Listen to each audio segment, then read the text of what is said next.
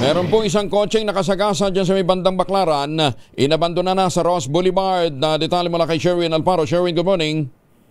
Yes, Kuya Angel, magandang umaga. Inabandona na driver itong kulay itim na Estrada, na Mitsubishi Estrada na may plaka na 5 Alpha Foxtrot 7269 na iniwan dito sa may kaba ng Ross Boulevard sa may bahagi nitong Chateau de Bay, sa may malapit lamang sa may Airport Road. Di umano, itong naturang sasakyan ay galing sa looban itong Barangay Baclaran at nanagasan ng ilang mga sasakyan at ilang mga tao ng masukol at makanto dito sa may kanto ng Airport Road. Ito, iniwan dito at inabandona yung sasakyan.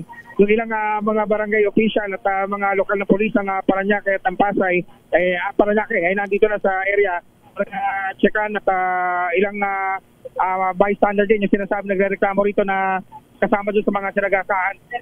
May kwento lang dito yung barangay police natin. Magandang umaga po.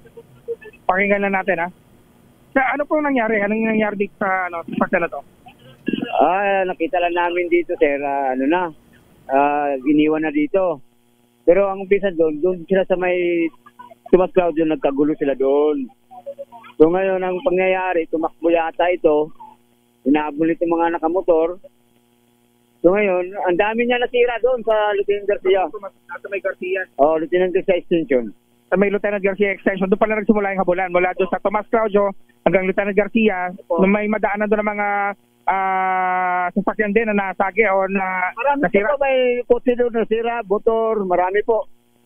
Pero dito, inabot ng mga nakamotor. At sinasabi tumakas ng driver? Naabutan ko na lang po dito. Galing ako na nag-responde ako, tinawag sa amin. So ako una nakarating doon. Ang pangyayari, pinatakbo ko muna yung na isang tinakbo sa ospital na may dala rin motor. So ngayon, ang ginawa ko, yung nabul ko kasi pick up doon na kulay itim. So pag iyay ko to dito, nakita ko na to. Abandonado na? Oo, wala na po tao. Pero sinasabi, tumakas yung driver? Tumakas po, umalis po. Yung may-ari sabi nandito kanina, pero nawala. Hindi ko po alam kung saan yung may-ari. Hindi ko naman kilala may-ari nun eh. Walang lumalapit na may-ari. Wala po. Ayun, Angelo, yung ilan sa mga, meron pa ako dito nakita ng duguan na nakamotor, na sinasabi niya yung kanyang bayaw dinali din, sinagasaan at siya nagtakbo sa ospital sa kanyang bayaw. Sa kanya hinabol itong sasakyan na to na may plaka 5 Alpha Foxtrot 7269. Itong Mitsubishi Estrada na to ay makikita mo yung harapan, yung pinaka-hood ay may mark ng ng mga pagkakabangga sa mga sasakyan at yung sinasabi nga isang kasama pa nitong nakamotor na sinagi at na dito yung kanyang misis may tama rin sa ulo. Yes, Angel. Follow up na lang natin mamaya, baka mamaya nakakarnap to kaya tumakbo na lang din yung nagdadrive, ha? Anyway, hindi natin alam ipang manatal, baka naman natakot dahil nga doon sa kanyang baka lasing. Yung mukhang nakainom din siguro dahil tertong oras at may itong mga nasagi nga rin sinasabi galing din sa inuman. Nako. So yung sige.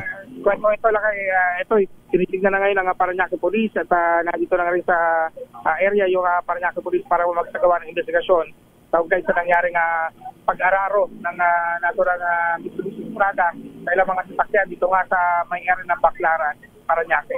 RH number 6, Sherwin Alparo, H, una sa Pilipinas, una sa Pilipino. Maraming salamat, Sherwin.